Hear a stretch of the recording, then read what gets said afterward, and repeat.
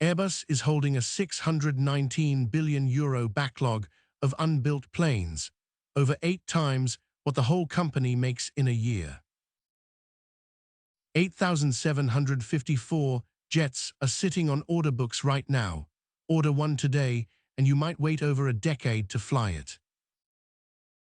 Split the €73 billion up, and commercial jets still do the heavy lifting. Defense, space, and helicopters round out the rest.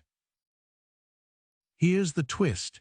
Airbus has admitted it earns razor-thin, single-digit margins on plane sales, sometimes discounting jets by half just to win the order. Even after selling nearly 800 jets, Airbus's full-year operating profit was just €7.1 billion, a modest margin for an industrial giant.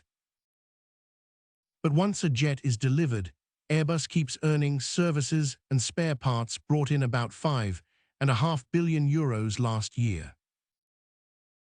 That services business runs margins north of 20%, multiples of what Airbus makes building the plane in the first place.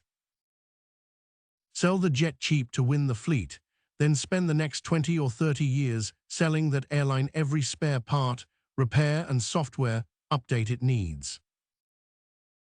That's also why Airbus fights so hard for market share. The A320neo family now commands roughly 60% of the narrowbody market versus Boeing's 737. In 2025, alone Airbus delivered 793 new aircraft, each one less a one-time sale than the start of a decades-long annuity. Next up, how Apple turns a phone you buy once into a business that never stops billing you. Subscribe and hit like. A new business teardown drops every day.